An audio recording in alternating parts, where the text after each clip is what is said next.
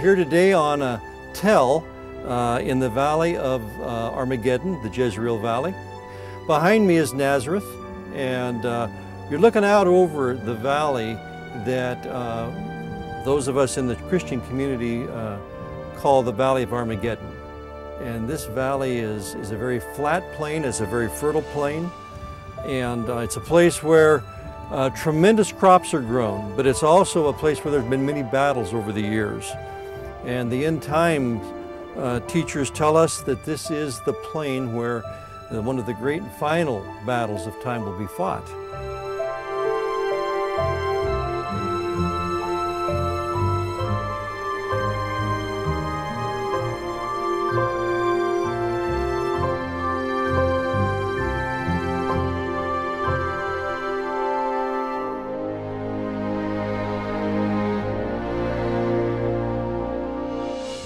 We're up in northern Israel, and we are in the community that was known as Dan, where the tribe of Dan settled. And we are right now at an area that is really an interesting area. There was let me read the sign here, what the sign says, okay? Following the division of the kingdom of Solomon in 930 BCE, before Common Era, Jeroboam, son of Nebat, established a cult at Dan as an alternative to the one at the temple in Jerusalem. He placed a golden calf in that city, built a house of high places.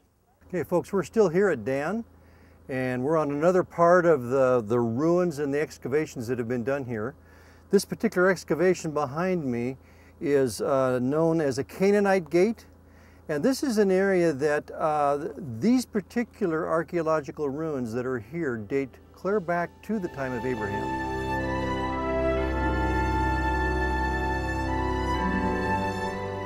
So, you know, we are glad to bring you here today and show you this place because Jesus said the gates of hell will not prevail.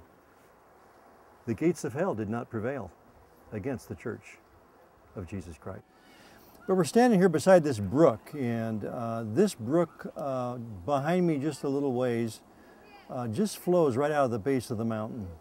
Behind me, if you could see into the depths of the water, there are trout all over, trout from the size of 6 inches to good pan size, 12, 14-inch trout, probably 3 inches around the girth or so.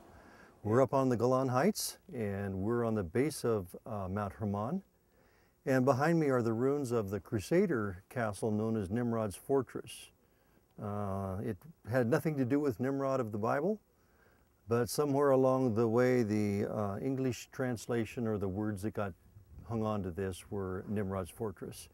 This is an incredibly large edifice. We're just seeing a small part of it. Lift up your head to the coming day. This morning, I'd like to look at the story of a man who was afraid. Is it okay to be afraid? Yeah, it's okay to be afraid. It's just what you do with that fear that makes fear either good or bad. We come to you today from the city of Jerusalem, the holy city of God, in the center of the heart of Israel. We are sitting outside the Austrian hospice, and we are in the gardens. We are right off what is called the Via della Rosa. I'd like to welcome you to the view from the Mount of Olives. Again, we're on a beautiful fall day here in Jerusalem, overlooking the old city, and immediately behind me, of course, is the wall. And in the middle of that wall is the Eastern Gate, and that Eastern Gate is the gate that Jesus is reputed to have entered when he left the Mount of Olives and went in to face the crucifixion. That also is the famous gate that the scriptures talk about the Mount of Olives being split open at the return of Christ and Christ entering through the Eastern Gate. It's interesting that the Muslim people built and planted dead bodies in front of it in hopes that the desecration of the ground would keep Jesus from walking through it as a good Jew. Trusting you in all that I do, trusting you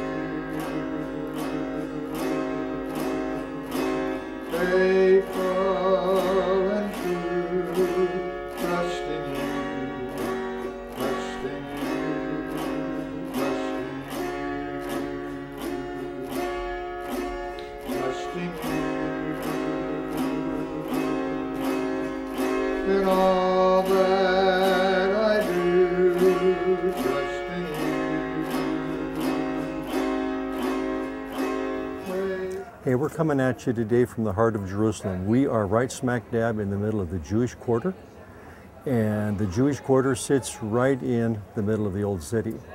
Off to my right, your left, is the Dairy Cafe, and the Dairy Cafe is one of those places here in this area that's got an outside cafe that is one of the best places you can find here in the old city to eat. And behind me is Shorashim, and Shorashim is store that sells books, and it's not a souvenir store. It sells books and spiritual things and some odds and ends, different kinds of jewelry. And but what's really interesting about this place is that my first trip to this part of Jerusalem was in 1998. My wife and I were here, and this store behind us, Shorashim, just jumped out at us, and so we tucked our head in there a couple times, and in the process we met two delightful brothers, Moshe Kempinski and Dov. As I said a few minutes ago when we were shooting outside Moshe's store, which to me is one of the most delightful places in Jerusalem, and bless you guys, we're going to be doing an interview with Moshe, or not an interview with Moshe, but just allowing Moshe to share his heart.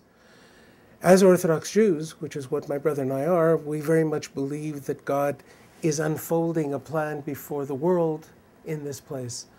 And it's that unfolding of the plan that's irritating some, motivating others, sparking something in the hearts of many. And so we wanted to have a shop that would allow that spark to become maybe an open flame, because life has a way of covering it as soon as you begin to feel it.